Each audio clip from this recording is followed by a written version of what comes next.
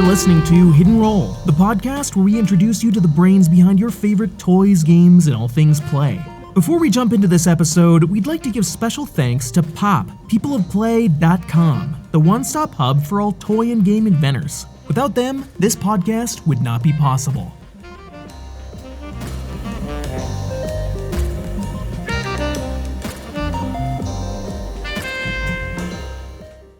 You are listening to Hidden Roll, the podcast where we get to listen to the brains behind your favorite toys and games.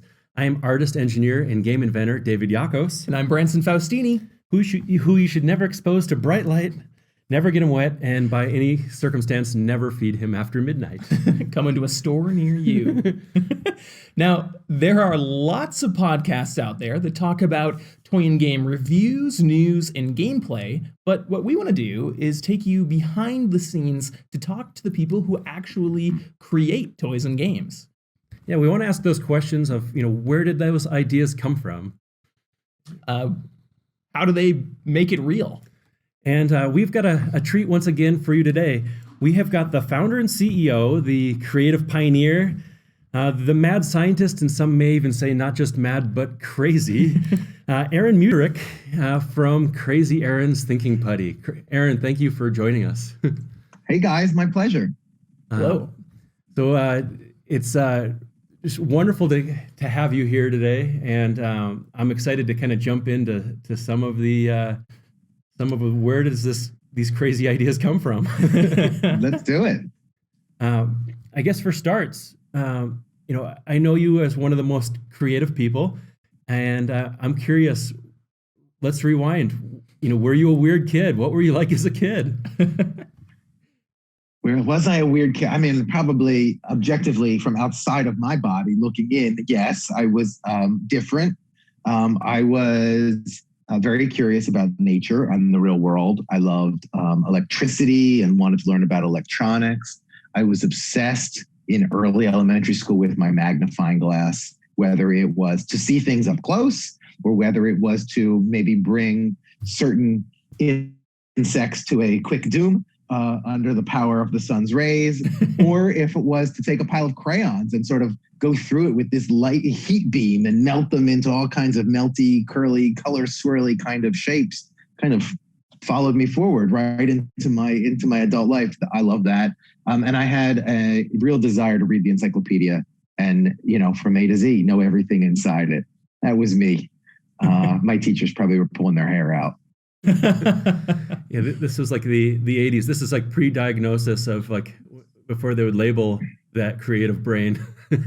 That's right. And I definitely saw the movie like War Games as like a how-to manual,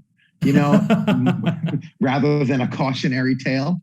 And I was very into computers back then, sort of less chemistry and nature in terms of where I saw myself, although I was fascinated with those things and obsessed with the microcomputer revolution and learning how to program and make this machine obey your commands, right? That's kids love to sort of exercise their control on the world. And that was my way.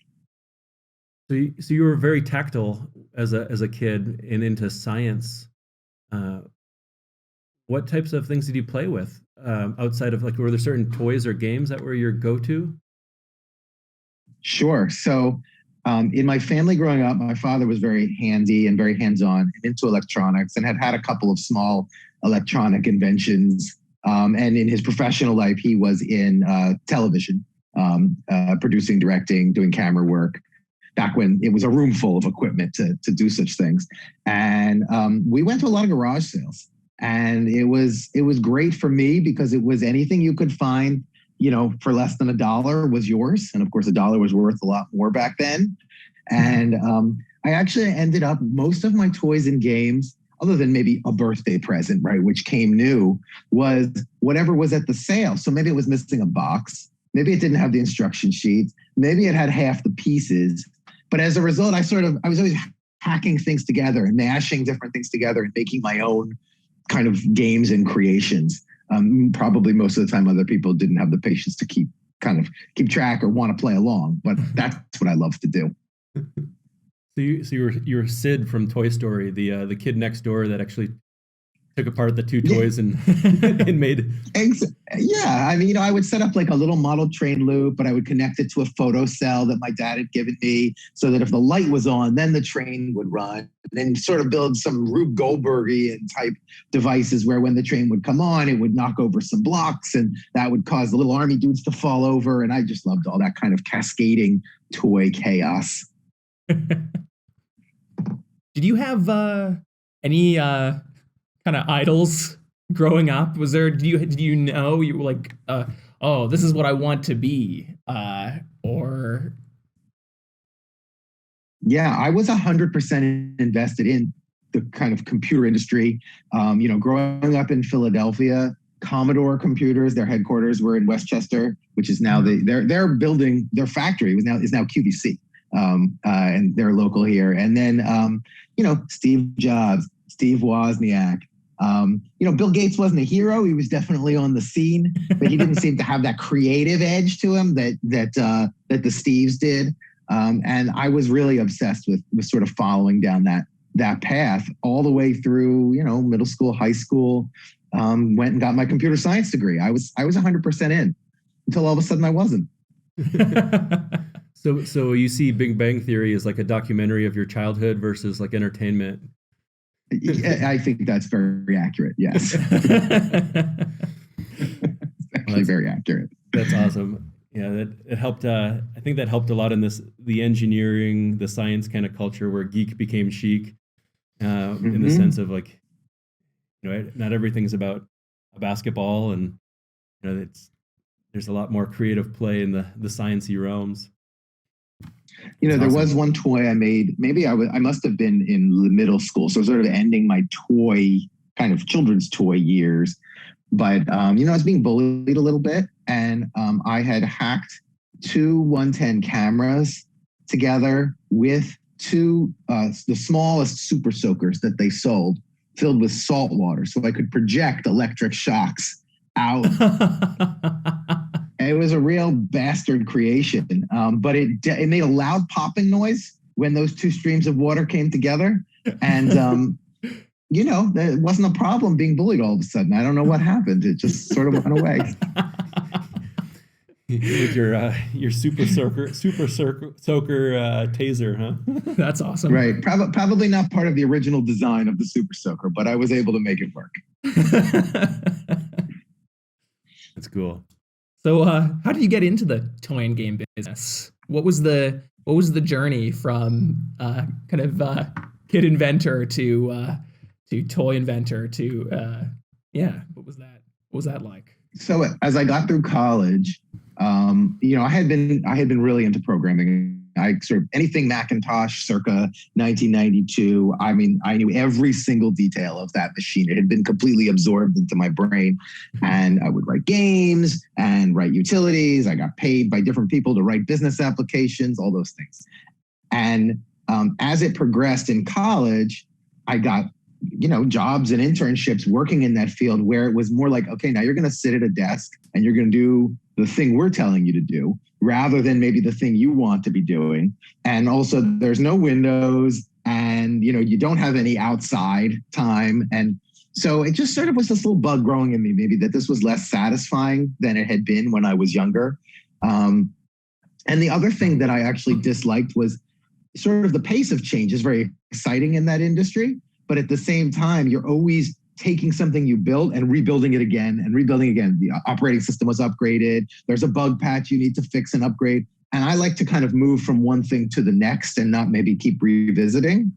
And so my compensation for that was to start filling my desk with toys. And so I had this job writing, code and building websites and e-commerce back when that was like new, but more and more toys were filling my desk.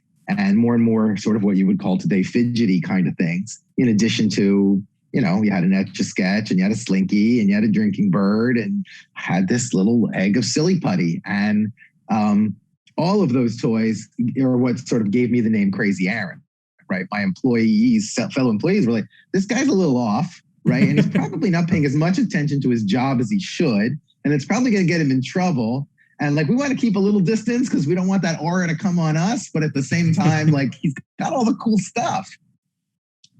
I never felt like you should outgrow toys, that play is always part of what you do. And that the moments when you're not thinking about the problem are when there is a part of your brain behind the scenes that's actually solving the problem, right? Sometimes if you're working too hard at it, you're never going to find it. Anyway, all of that eventually led to me discovering that there was something to this putty stuff.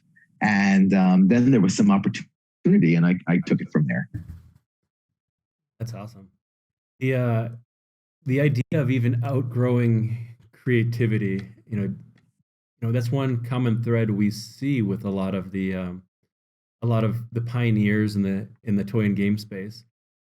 Are you able to expound on that a little bit as to that keeping that childlike wonder in that imagination alive? How do you do that? It's interesting because it's something that I've spoken about previously in different engagements, and it seems to be something people are very interested in.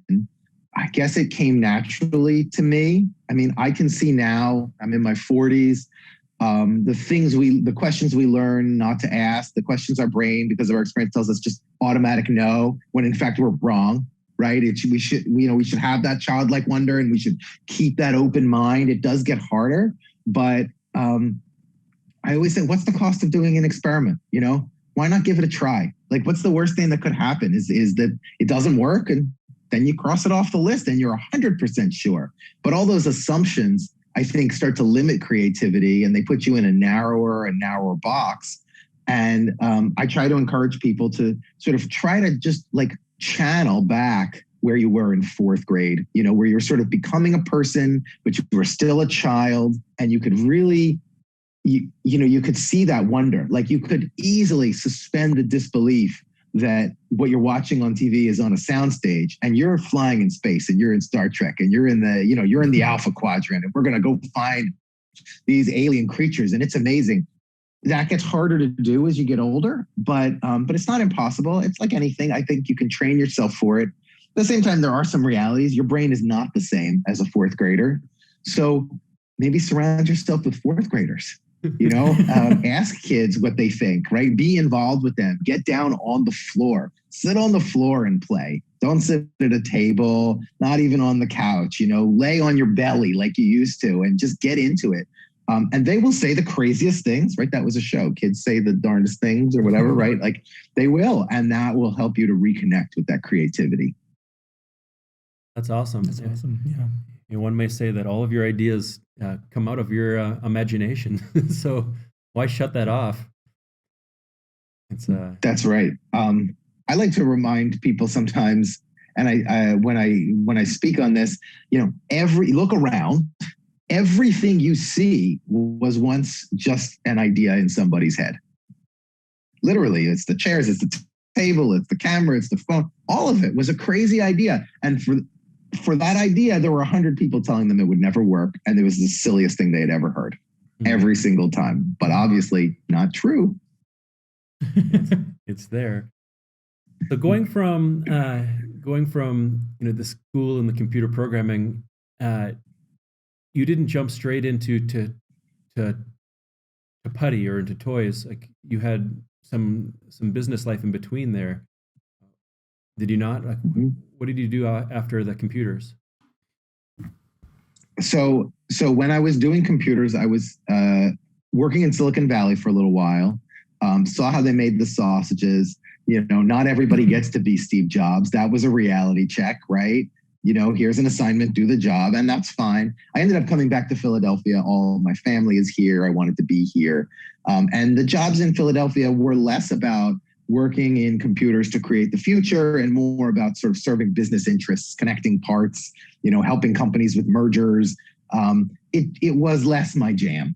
And that's okay. But pretty much the whole time I was doing that, I had all these toys, and then very quickly realized that people were stealing my putty off of my desk.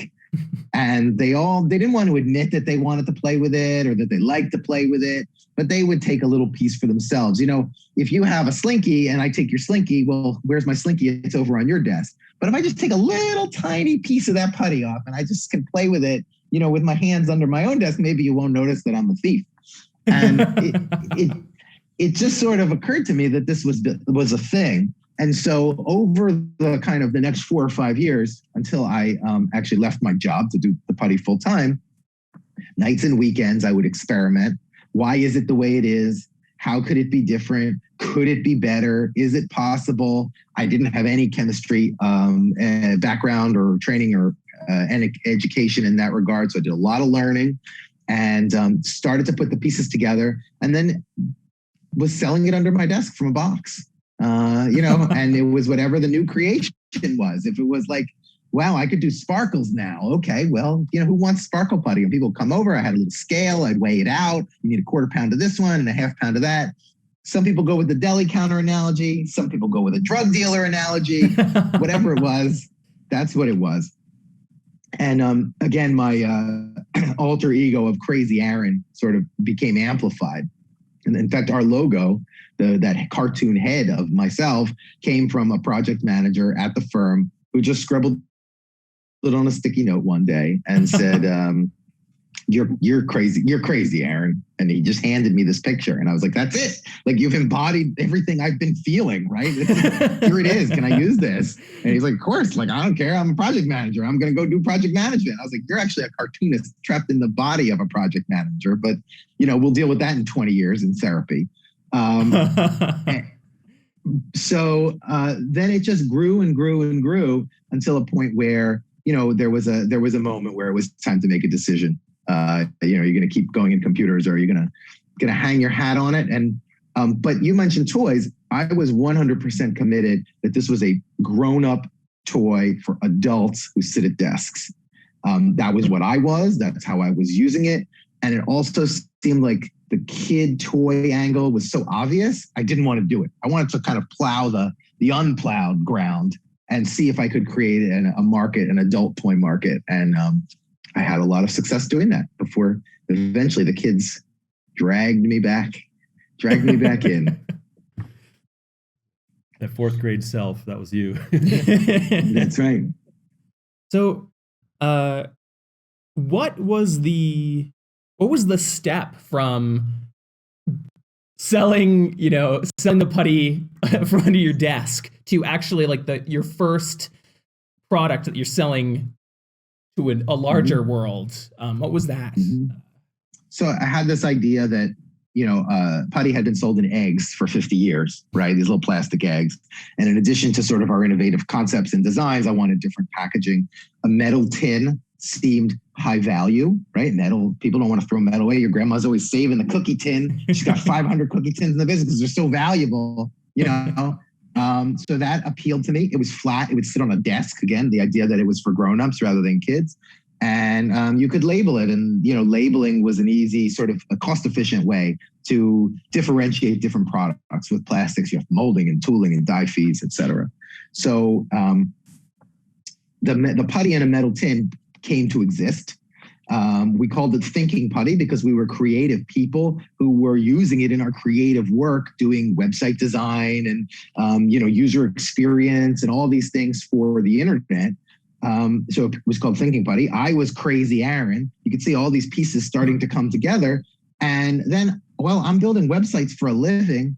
I should make my own website, right? Like, I know how to do it. I don't have to pay anybody. I mean, I was young. I had $0. But so I made the website and I turned the website on and I sent an email to all my friends saying, hey, you've been buying putty from that box under my desk for all these years. Guess what? puttyworld.com is launched. Well, gosh, if we didn't have orders from around the world 24 hours later, just because I think the internet was so small back then that something new would actually get noticed. Yeah. And then it was like, I'm the little light bulb. Like this actually could be more than a hobby. And a few months later, I got a call from a reporter at the Wall Street Journal, just on my cell phone. And she said, hi, I'm Susan Warren. I'm doing this story about grownups that play with Putty at their desk, and I heard you're the guy to talk to. Like, that's weird. Sure. I can talk to you. Okay. We need to talk right now because the story's running tomorrow. Okay, let me step outside, go to my car, and I'm on my phone and we have a little nice conversation. Well, what I guess I was just young and naive and didn't realize this article ran on the front page of the Wall Street Journal back when people got a newspaper. And it was kind of like, good press. A bit. Yeah. The website blew up. The website totally blew up. And very quickly, a cascade of events. That day I went in and I was feeling rising pretty high. I had it set up on my phone to text me every time there was an order on the website. And I couldn't sleep because once the paper dropped at like 2 a.m., it was just bing, bing, bing, bing, bing, bing, bing. So I was feeling pretty good about myself. This is fun. This feels great. I get to work, start doing my work, and I get paged, like literally to the principal's office. So I go to the CEO's office and he's got his Wall Street Journal, and he was unhappy. He was unhappy that his employee was moonlighting, I guess, or not entirely focused on his day job, which, let's be honest, I was not. He's not wrong. And he's told me straight up that, it was the job or the putty, and I needed to make a decision right there. And I thought about it for about 2 seconds, and I said, I guess it's the putty. And I got my box and I walked out the door. So you already packed with everything you needed under your desk in your putty box. So that night you were about to, it was about to be introduced to the world. How much did you go work on your website that night? Or was it just like? I think at first it was doing the rounds, telling my parents that expensive education in computer science was going to be a bit of a change up. Getting some, I was in my 20s, but look, they worked real hard to send me to get that degree. And I knew because of the nature of that field, if you step away from it for 6 months or a year, it's going to be, increasingly harder to go back to it. If you're a plumber, you stop for a year, you go back to plumbing, right? Computers, it's just like a new game constantly. Talking to my accountant about whether if I buy ramen noodles in bulk, that could save enough money for keeping us fed while also keeping things going, and strategizing and planning. I think it was more financial planning of oh crap, I really committed here and I need to make this work. But then leading into the marketing, leading into the web, getting back in the basement because you got to have a new product in time for Christmas. And obviously our turnaround was shorter then because we would just invent it and make it. And that was how we got started doing it full time, my wife and I back then. It's one of those things with when an idea hits, you had mentioned earlier, every phone, every chair, somebody had that idea. It didn't just etherealize. It didn't just appear. You had the idea, you had the prototypes and some of the product, but when you start getting orders on a launch like that, suddenly there's a new problem of manufacturing, of great, now I have to start making this. What was that journey? Were there some obstacles there? There were definitely a lot of obstacles. I would say that's been one of the biggest obstacles. One of the things I think was really crucial to our success getting to that point was the fact that it was iteratively generated over time. I like to write code. So, you make it, you update it, you compile it, you put it out there, you try again.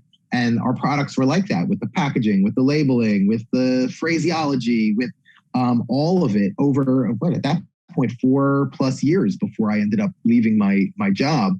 So when that moment came, we had a good product. We had something that had sort of been user tested and we knew it was good. And I think that's different than a lot of companies where, you start on day one when the product launches in a lot of ways. But with that said, to answer your question, I always had a real desire to be very closely connected to the manufacturing of our product. It was a compound. It was a secret formula. I was very hesitant to share it with anybody or to have anybody see it. I really did not feel comfortable contacting a factory, especially outside of the United States, And knowing that I would have, once that cat's out of the bag, there was no protection. There was nothing that was going to help. And it was a good formula. Of course, everybody would love it because it feels great. And it's, it lasts, and it's been through the rigors and tests. So we were left to manufacture it ourselves. Back at that time when I had quit my job, that meant mixing chemicals in a thick plastic bag, stepping on it like I Love Lucy with making wine from grapes, because that was the most efficient way to use my body mass to affect the mixing process. And then moving from bag to bag to bag as the material went through the different stages. I was kicked out of my parents' basement because the entire house was covered with sparkles and glitters. I ended up moving into what was basically an abandoned house in West Philadelphia, where I would cart all the stuff in, disappear for 8 hours, come out dripping in sweat, 5 pounds lighter, carrying 200 or 300 pounds of putty that I had been able to mix by hand over the course of that day. And then we got to the part of breaking it up and putting in the cans and putting on the stickers and all the packaging. Needless, before we even got to putting it in boxes and shipping it out.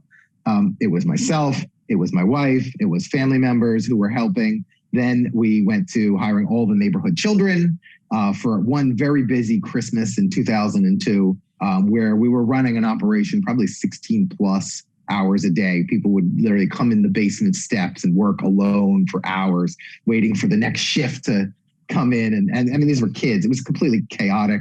I remember getting in trouble for blocking the street. The fire engine couldn't get where it needed to go because a tractor trailer got stuck in the snow unloading cans in front of our house. I mean, it was all over the place. But this is a sign of success. These are what we call good problems. And because people wanted the product. And I was at a point where I was not sleeping. It was not healthy.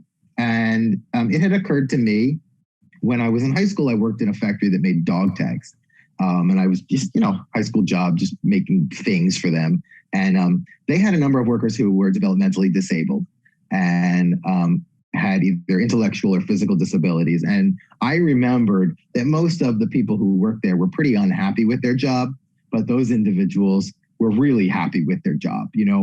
Whatever job they had was sort of at their challenge level, and they really enjoyed the work.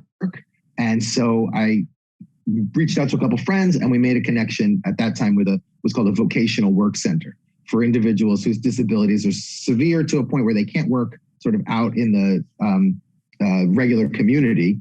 They need either medical supervision or special care, but they would like some purpose and they would like something to be able to do. And so we were able to train them up, and that was our first team, like beyond just sort of kids coming into the basement unreliably putting on stickers crooked. No offense, kids, but we do a great job. It's okay. And that really helped us. But the challenges of scaling the manufacturing as we grew over all these years is probably the number one thing, because we decided not to outsource it. So we chose that burden for ourselves. But I think it's worked out.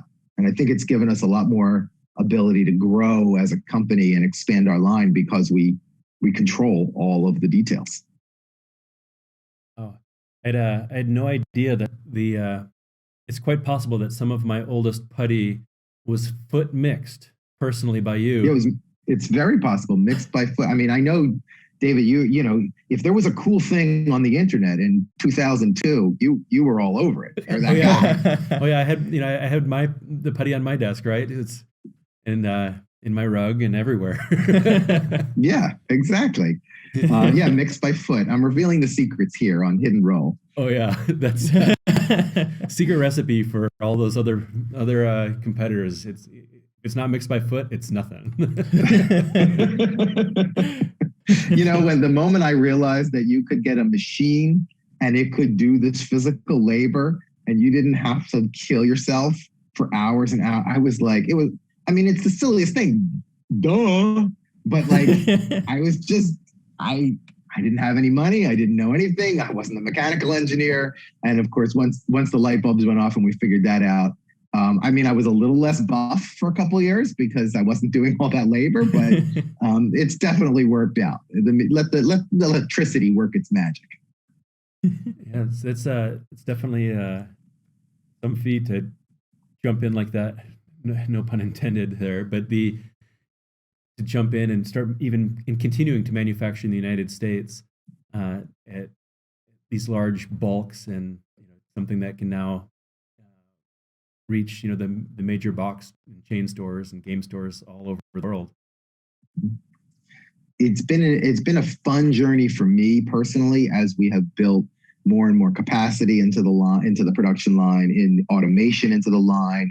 And then you start to think about real mass consumer goods. There's a lot of reasons things are the way they are. Invisible design choices because they facilitate automation or automated production or certain throughput rates. Of course, we didn't design the product to have any of those things. We just designed them. I designed it because I was having fun. And so I've had to deal with some of those design choices over the years when they really collide with the ability to scale. I always tell the team, if it was easy, then everybody would be doing it. So let's solve this hard problem, because that's what makes us unique. That's what makes this product special. That's so many different obstacles and things to learn. I know there's a lot of creative people out there that are really good at ideas and coming up with that initial idea, that prototype. But the ability to then execute on that, all of the pieces that come into play, from the manufacturing, the marketing side of things, shipping and receiving. I'm assuming, diving into things like shipping and receiving, even you had to have some major light bulb moments or things that popped up. You're like, oh, I didn't see that coming. Just in life, the number of times in this business where, I love the questions you don't even know that you need to ask, right? Because when you figure them out, they're light bulb moments. But I remember when we were getting our tins, and we would get one box, they would come and we would open them up and we put the putty in and we would close them back up, and we were paying, a certain price.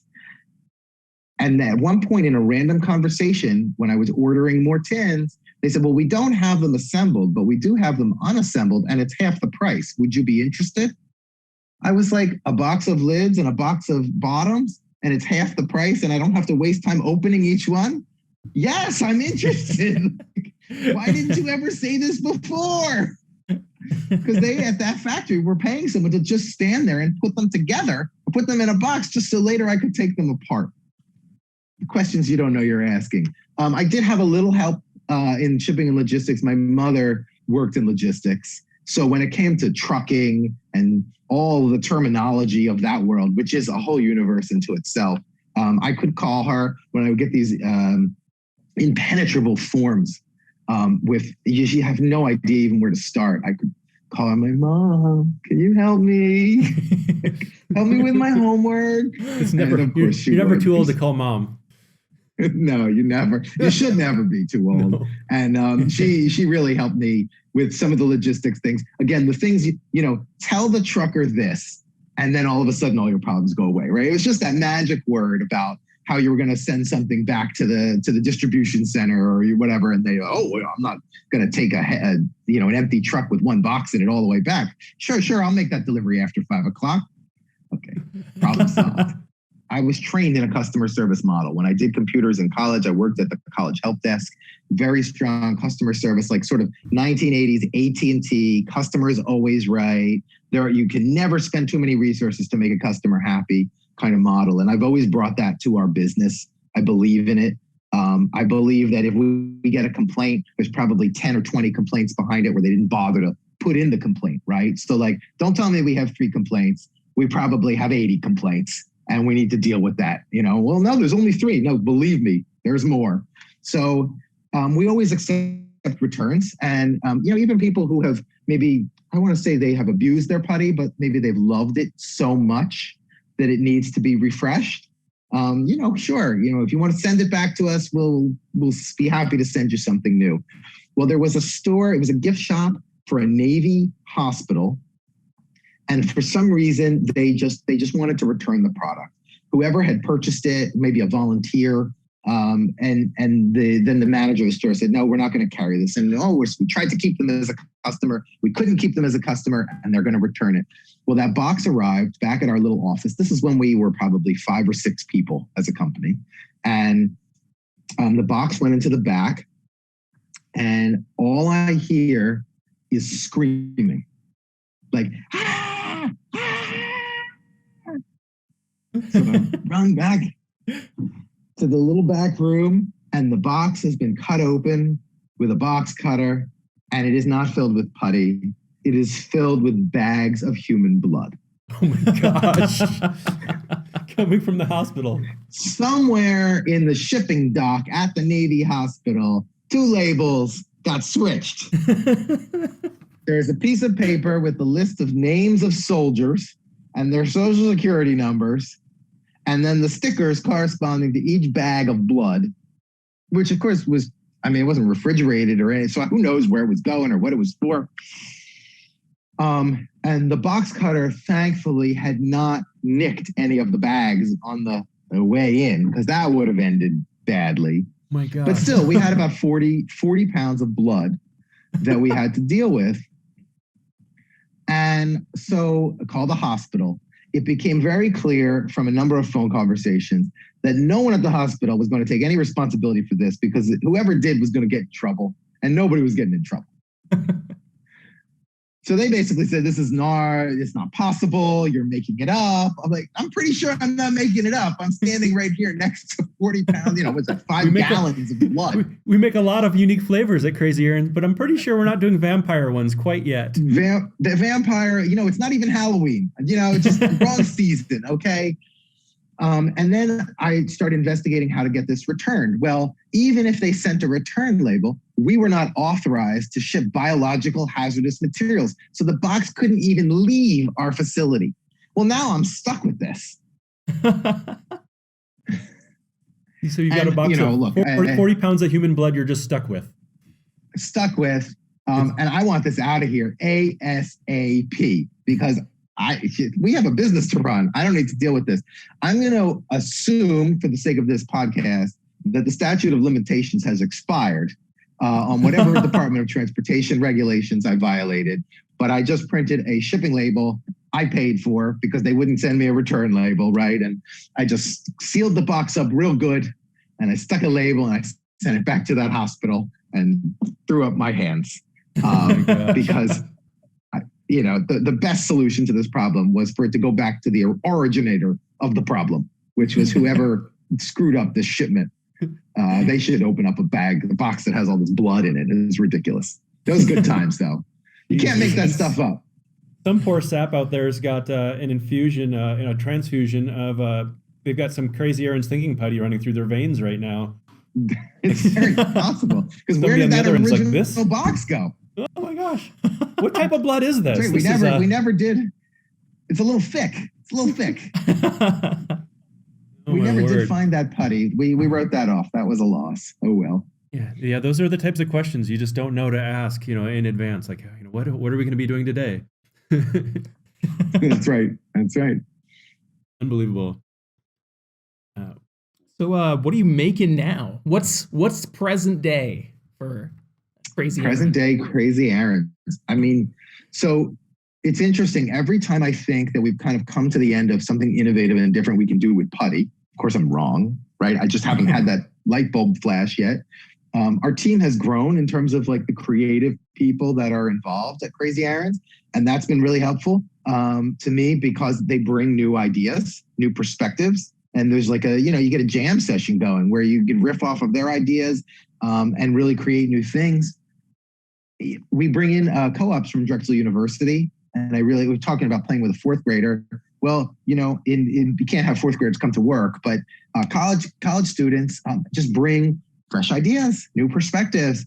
The number of times that someone suggests doing an experiment where I would say, don't even try it. It will never work. I did that 20 years ago, and they just go do it, and it turns out to work perfectly. Like, Aaron, you're getting old, right? Keep listening. Listen to the youth, because they know. So it's great. We have a lot of new products coming out for the Astra show in August, so I can't quite tell you about them yet. But the one that launched recently, there were 2 that I really am proud of. One is called Angry Putty, and that sort of seems like a regular putty, except as you stretch it, it gets harder and harder to stretch. It stiffens up, but it stiffens in a way that scales to your strength. So an 8-year-old can do it, a 40-year-old can do it, a bodybuilder can do it. So in a lot of ways, you can get a lot of great exercise with it. We call it angry putty because if you're frustrated, you're Hulk smash. pouring your anger and emotion and frustration, just pouring it into this thing. And the more you pour it in, the more it's like, give it to me. So that's super fun. Awesome. And then we had another product that just launched called Hide Inside, which is a series where there are these brightly colored pieces in the putty, and you have sort of a Where's Waldo kind of experience where of all of this assemblage of bright colored and pieces, like for example, one is mixed emotions, where it's all smiley faces in different colors. But inside are 6 different emotions: angry, sad, crying, a kiss, different emojis. And there's only one of each of those inside of this giant blob. So it's a find it game. And it seems easy. And again, designed for that play pattern where the first one is easy to find, but to find the 6th one at the end is challenging. So you can get someone and engage them. It's something accessible where they can start winning. And then as the difficulty level goes up, they're more and more engaged to finish because they've already found 2, 3, 4, 5 pieces to get all the way to the end. It's really fun. That's awesome. Yeah, this morning I was heading out of the house and told my kids we were going to be talking today. And ever since you had sent them a message once when we were in Germany together, like they feel some sort of common bond with you. But and my older son's like, I want to know what's new, what's coming. And so I'll have to tell him the secret ones come out at Astra, the new ones. But, That's right. And there are going to be some good ones. We really, in some ways the pandemic has been really awful and horrible, not just for the world, but like for business and just people being creative together. Sitting around with masks on is not really the best way to have that jam session, But in other ways, there have been some really innovative ideas I feel like we have in the pipeline now. Maybe because we had a little moment of quiet where we could think a little more and we weren't racing off to trade shows. But when we get to Minneapolis, we'll see. We'll see what we see. Nice. So with the thinking, like earlier, you mentioned the creation of the name and why thinking putty, because there's that historical silly putty, and all of a sudden we've got crazy Aaron and the thinking putty in the hands of these the .comers, the people who are coding and programming. Can you expound a little bit more on the what you've found through your journey of introducing this to the world when it comes to that tactile, hands-on experience that while you're doing something that's maybe completely unrelated, like what's happening there? There's got to be some sort of science or psychology behind all of that. I think this is a growing area of psychology and like behavioral science, especially as it relates to kids with, who are, I guess, using old language, learning disabilities, but like, let's say not neurotypical, right? Like classroom learning is not the best way for them. They're by no means unintelligent, but maybe they're more tactile or they just like to be moving, more kinetic kind of learning. It was always natural for me, right? I was playing with it all the time. I play with the product every single day. But explaining it to the world was harder 20 years ago. Easier now. I think, just we've moved forward in so many ways, but people would always, grown-ups, well, what do you do with it?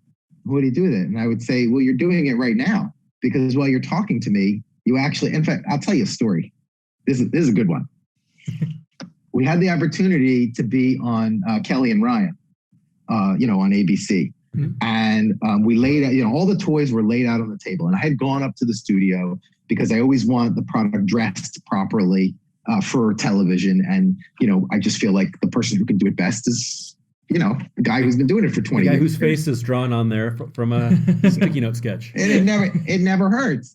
So we had Putty laid out. And Gelman, who's the producer for the show, comes out before the show and he looks at the table and he just goes, yes, yes, no, no, no, yes, no, yes. Anyway, and some toys are in and some toys are out. And everyone's all excited because you sent these samples, but there's a pruning round.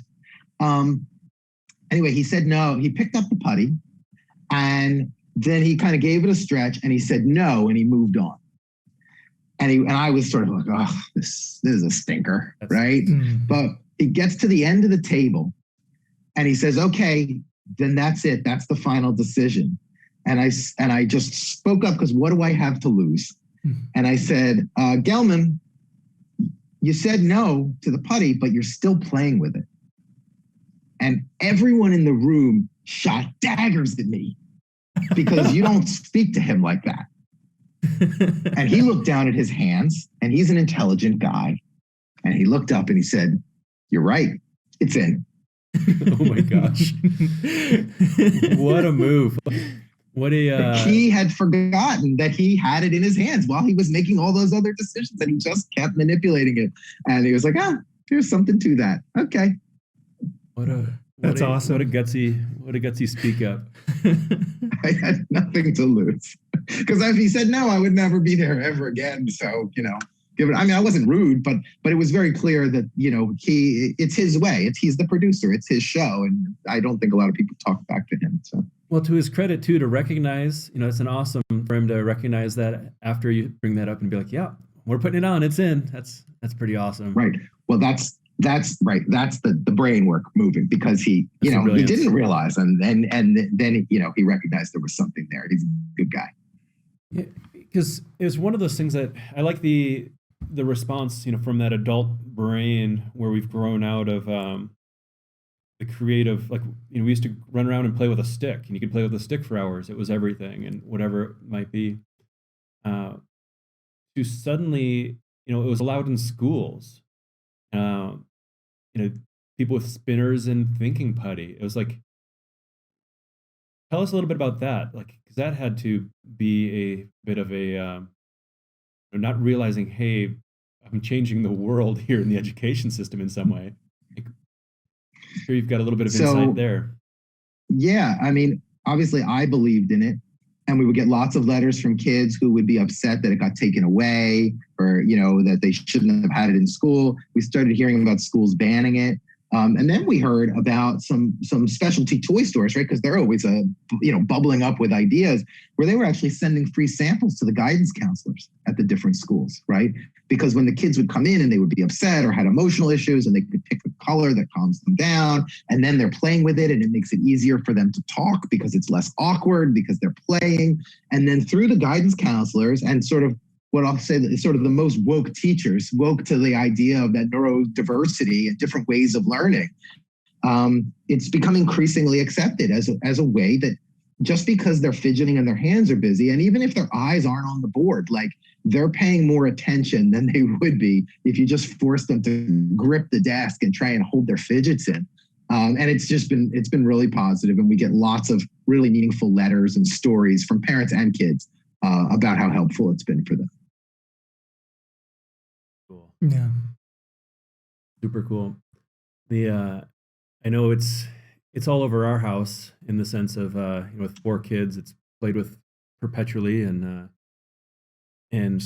once again, as I was walking out this morning saying, I'm going to go talk to Aaron this morning, and my wife said to say thank you that you made it easy to clean up. Right.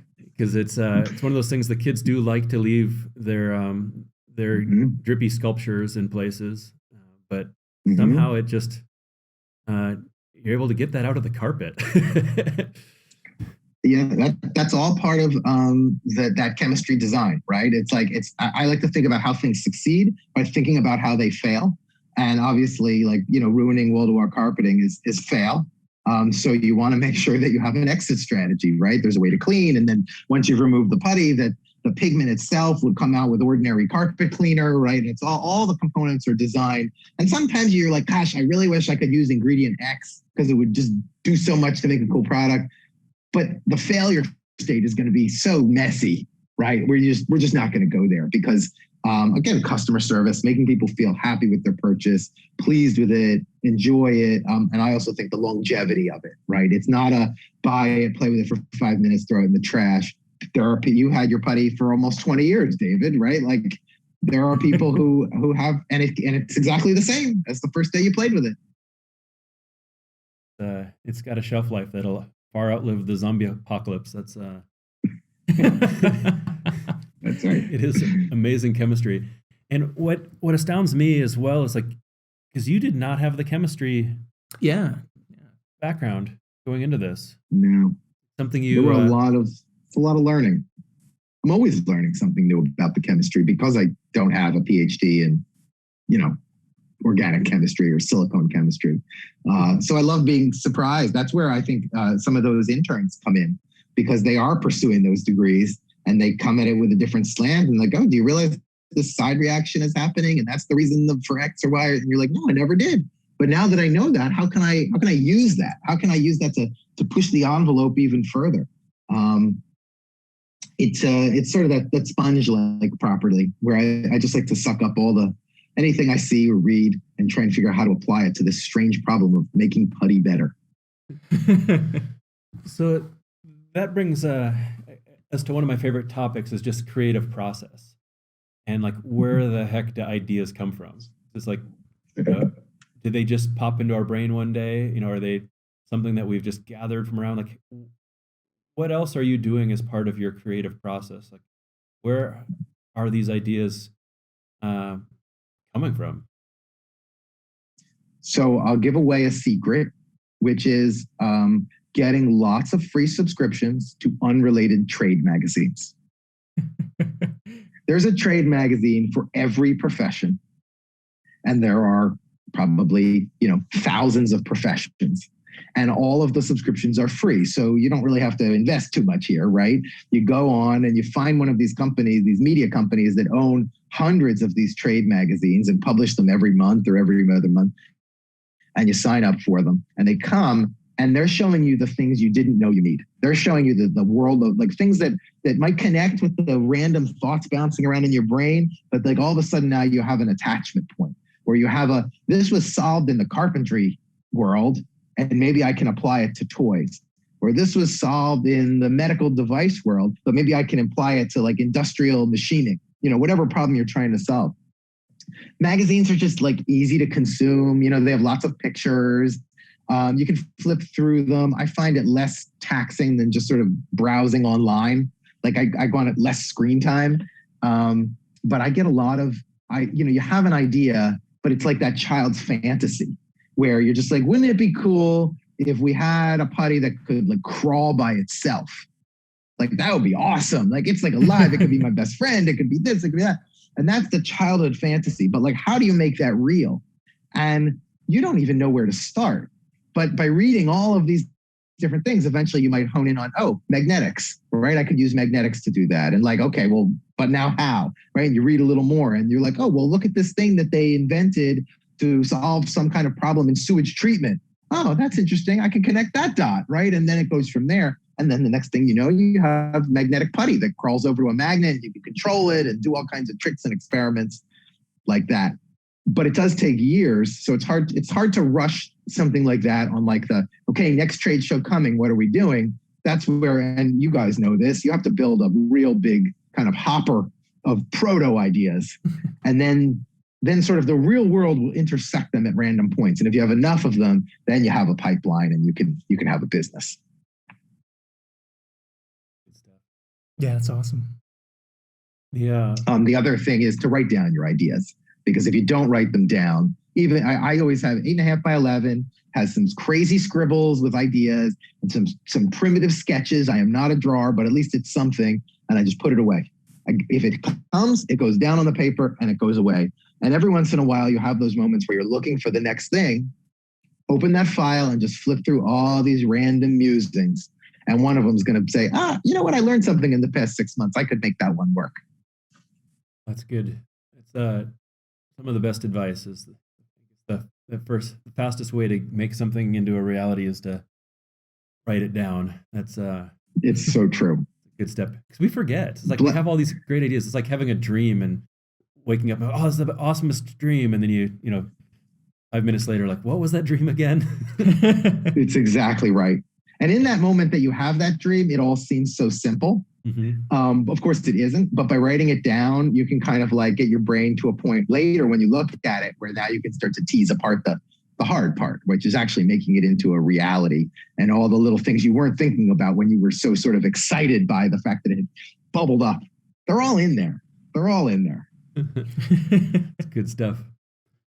Well, this has been awesome. Like running through the backstory. Like I had no idea of the foot mixing and all of this stuff when it came to what an inspirational story for those that are wanting to just start any business or like go after any dream of just going for it. Yeah. Great stuff. But before we wrap things up, one thing we like to do is just throw a couple of rapid fire questions at you. We've got Sure. our hidden roll die, and Branson's going to be rolling that for you. And any kind of tailored the questions a little bit different to kind of match Putty a bit. But the if first thing that comes to mind, if you take too long, Branson's you're gonna Branson's gonna buzz you. So, but yeah. So let's go ahead and give this a roll here. What do we got here? All right, we've got. Are there any times the Crossbones? Are there any times you ever got into trouble with Putty or any major messes that you've made? That I'll admit to on a podcast? No, actually. So back when I was selling the Putty in a box under my desk, I had my brother-in-law who was in high school at the time. He was super into it, and I had him. I was like, sure, I'll set you up on a commission structure. You can sell it to your friends, right? And you have the bags of Putty and the pricing, and I gave him all this stuff. Well, somehow someone overheard in the hallways of this high school that the kids were buying brain Putty.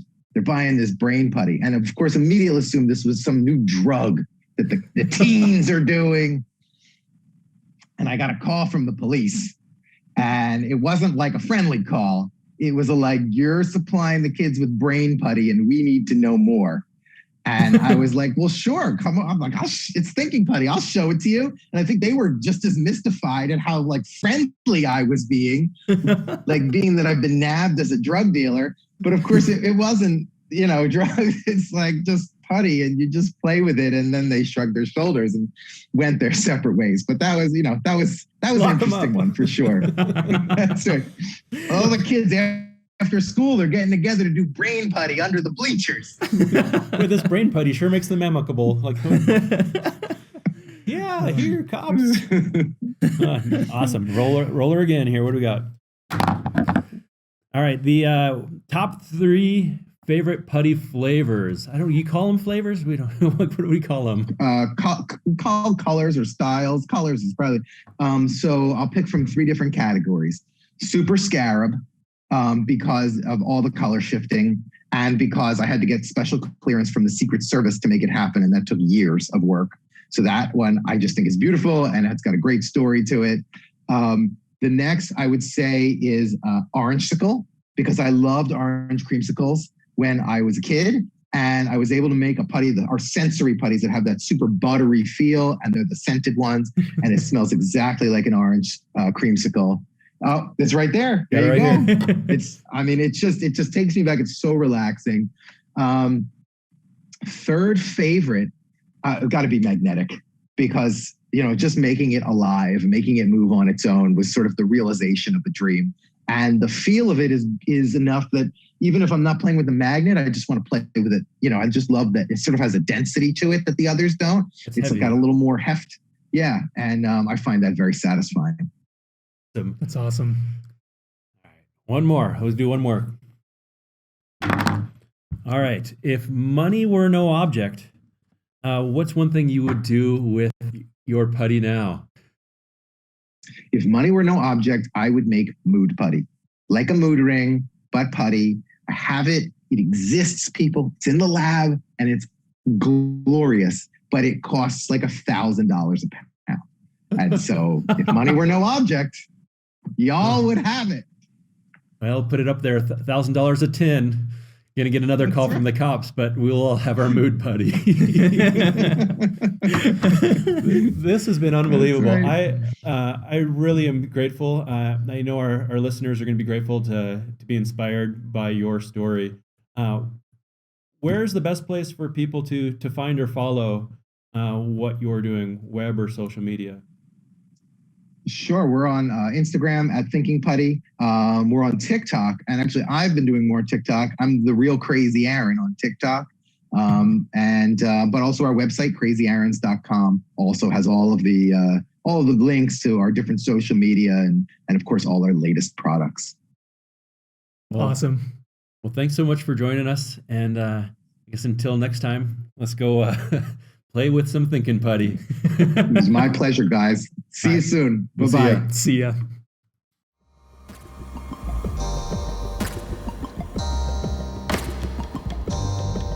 This has been Hidden Roll, the brains behind your favorite toys, games, and all things play. If you like what we're doing, the best way you can support us is to share us with your favorite brains. Please thumbs up, leave a review, and follow Hidden Roll Podcast on Facebook, Instagram, Twitter, or TikTok. You can also sign up for our newsletter at www.hiddenrollpodcast.com for a monthly sneak peek at our upcoming content. That's Hidden Roll, R-O-L-E, podcast.com. Our episodes are available on all major listening platforms, or if you'd like to see our beautiful faces, all of our content is available to watch on YouTube. If you know of someone who would be a great fit to appear in our podcast, or if you'd like to learn the story behind any toy or game, send us an inquiry at hiddenrollpodcast.com/suggestions. Or let us know on our social media. We love to hear your feedback and ideas. Once again, special thanks to Pop, People of Play, the one-stop hub for all toy and game inventors. Visit www.peopleofplay.com to learn more. This podcast is also made possible by the continued support of the brains who never grew up, inventors of play, Streamline Design. Thanks for listening, and we'll see you next time.